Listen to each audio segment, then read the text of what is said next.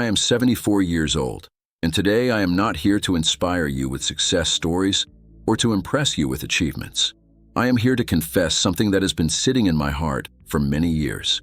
Something I wish someone had told me when I was younger. Something that, if you are watching this right now, could save you from the same quiet regret that follows me every single day.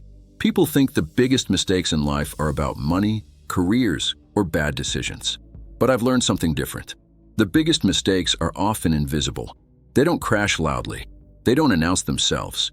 They slowly grow in silence until one day you wake up old and realize that the life you planned so carefully is already behind you.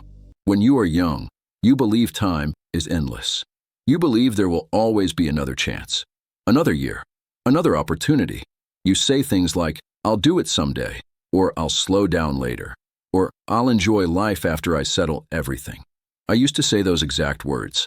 I remember being in my 30s, full of energy, full of dreams, convinced that if I just worked a little harder, pushed a little longer, sacrificed a little more, everything would fall into place. I told myself that happiness could wait, that rest could wait, that love could wait. I thought life was a ladder and that joy was waiting at the very top. What I didn't understand was that life is not a ladder, it's a road. And I kept walking past the moments that mattered most, believing I would come back to them later. I spent most of my life being busy. Busy sounds productive. Busy sounds important. Busy makes you feel needed. But busy can also make you blind. I was busy building a career, busy chasing stability, busy proving my worth to people who don't even remember my name today. And while I was busy, life was quietly happening without me. My children were growing. My parents were aging. My wife was waiting for me to come home earlier, to listen longer, to stay present. But I was always tired, always distracted, always telling myself I would make it up to them later. Later became my favorite word. Later became my excuse. Later became the reason I missed the best parts of my life. Now, at 74, I sit in a quiet room most evenings. The noise of ambition is gone. The pressure to succeed has faded. The race is over. And what remains is silence and reflection. Reflection is a powerful thing when you are old. It shows you moments you forgot, faces you ignored, and opportunities you postponed. I look back and realize that the biggest mistake of my life was not failing at something. It was delaying what truly mattered. I delayed being present. I delayed enjoying simple moments. I delayed saying, "I love you," when it mattered most. I delayed living, thinking I was preparing to live. People think regret comes from doing the wrong thing. But I've learned that regret often comes from not doing the right thing when you had the chance. I regret the evenings I chose work over dinner with my family. I regret the weekends I spent exhausted instead of playing with my children. I regret the conversations I rushed through because I thought there would always be more time. Time is the most dangerous illusion. When you are young, you think you own it. When you are old, you realize you only borrowed it, and the debt is due. There is a kind of sadness that only comes with age. It's not loud. It's not dramatic. It's quiet and heavy. It sits with you when you wake up early in the morning and realize you have fewer tomorrows than yesterdays. It sits with you when you see young people rushing through life the same way you once did. And you want to stop them. You want to shake them and say, "Please don't repeat my mistake." But life doesn't work that way. Everyone thinks they will be the exception. I thought I was too. I thought I had time. I thought I could control when I would finally start living. If I could go back, I wouldn't change my job. I wouldn't change where I lived. I wouldn't even change my struggles. I would change only one thing, my priorities. I would choose people over plans, moments over money, presence over pressure. I would stop living for a future that never arrives and start living in the present that keeps slipping away. Because the biggest mistake of my life was believing that real life would begin later. And now later has passed. If you are watching this and you are young, or even middle-aged, please listen carefully. You do not need to wait for permission to enjoy your life. You do not need to finish everything before you start living. You do not need to become perfect before you become happy. Life is happening right now, not tomorrow, not next year, not after retirement. Right now. And one day, sooner than you think, you will be my age, sitting quietly, looking back, wishing you had understood this simple truth earlier. I am 74 years old. And the biggest mistake of my life was not failing, not losing, not struggling. It was waiting. Waiting to live. Waiting to love. Waiting to be present. And if this message reaches you in time, maybe my regret will not be wasted. Maybe my story can become your warning. And maybe, just maybe, you will choose differently while you still can. When people hear someone say they regret something in life, they often imagine a dramatic mistake, a bad investment, a failed business, a broken marriage. But my biggest mistake didn't look like a mistake at all. From the outside, my life looked respectable. I had a steady job, a home, a family, and a routine that made sense to everyone else. I did everything society told me was right. I worked hard. I stayed responsible. I paid my bills. I kept my promises. I was never reckless. I was never careless. And yet, here I am at 74, realizing that you can do everything right on paper and still feel that something went terribly wrong in your heart. I remember one evening very clearly. My son was about 10 years old at the time. He had been waiting all day to show me something he made at school, a small wooden airplane, rough around the edges, but built with pride. I walked into the house late, exhausted after another long day.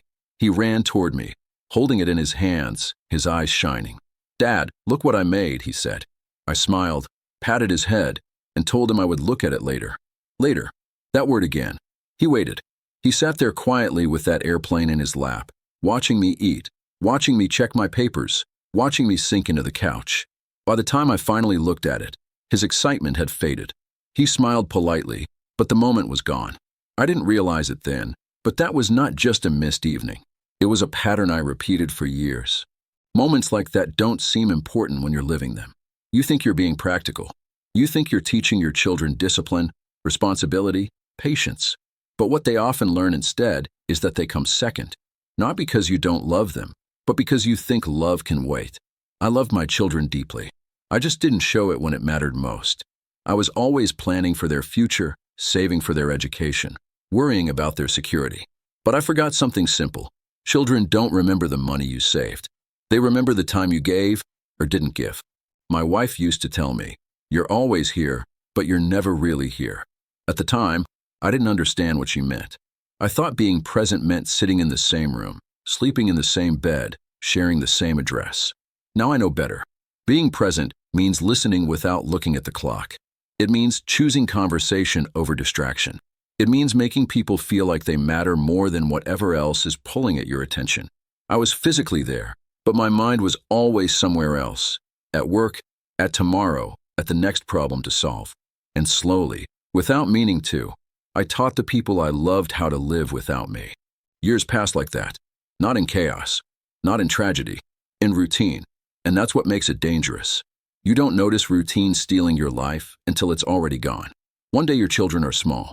The next day they're adults with their own lives. One day your parents are strong.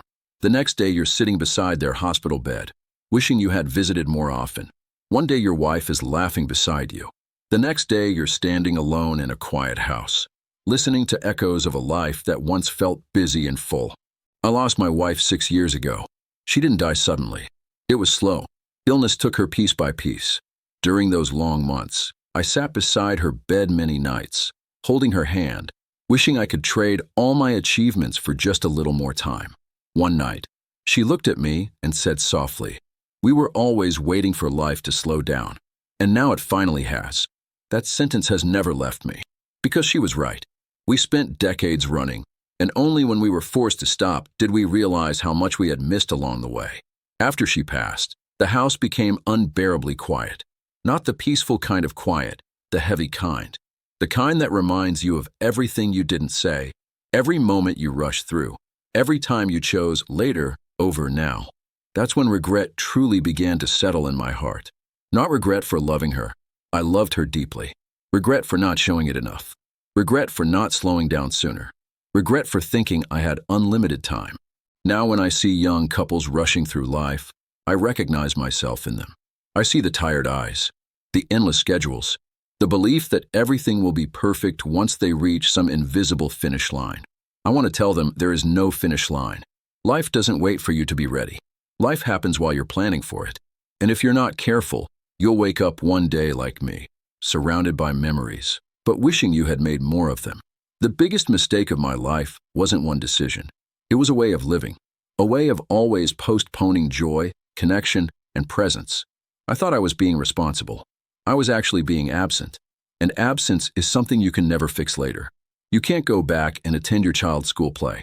You can't go back and have that long conversation you kept postponing. You can't go back and hold someone's hand one more time.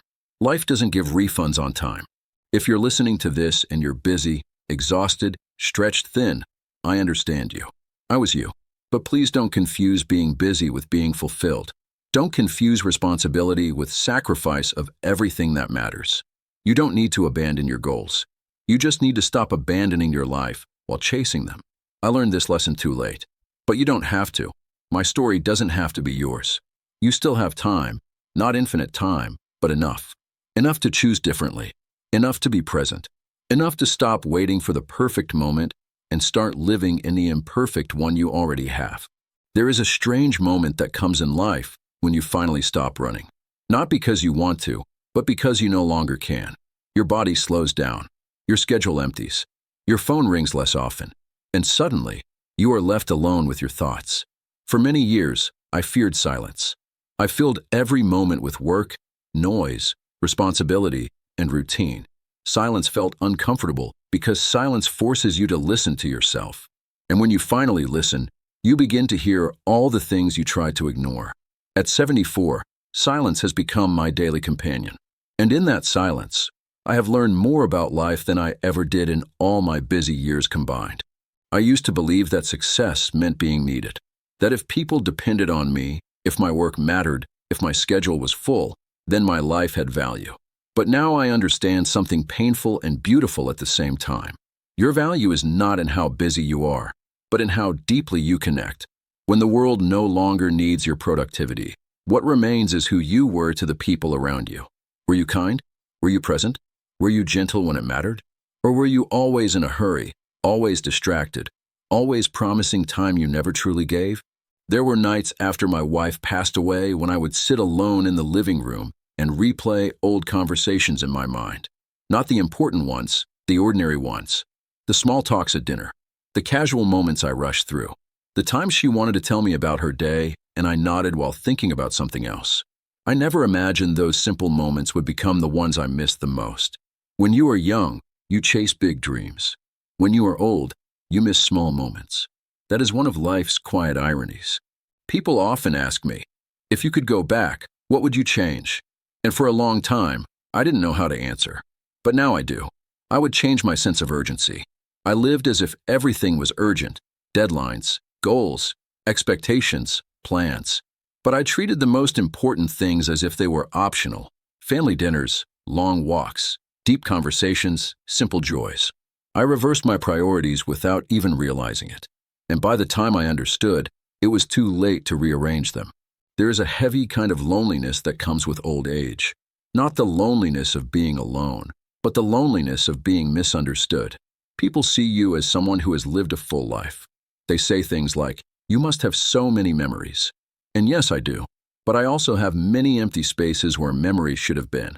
I have days that passed like shadows, weeks that disappeared into routine, years that blended together because I never stopped long enough to feel them. A life can be full of years and still feel empty of moments. Sometimes I walk through the park near my home and watch families spending time together. I see parents pushing swings, children laughing, couples walking hand in hand, and I feel a quiet ache in my chest. Not because I didn't have those things, but because I didn't cherish them enough when I did. We often believe gratitude is something we learn after losing something. But true wisdom is learning gratitude while you still have it. As I grew older, I also realized how much energy I spent worrying about things that never mattered. I worried about what people thought of me. I worried about keeping up with others. I worried about being seen as successful. And now, those worries feel almost foolish. The people I tried to impress are gone from my life. The opinions I feared no longer reach me. The race I ran so hard has ended, and I am the only one still thinking about it. Imagine spending decades climbing a ladder, only to realize at the end that it was leaning against the wrong wall. The truth is, most of us are not afraid of death. We are afraid of unfinished life. We are afraid of realizing that we lived on autopilot, following expectations, routines, and responsibilities without ever stopping to ask, is this how I want to live?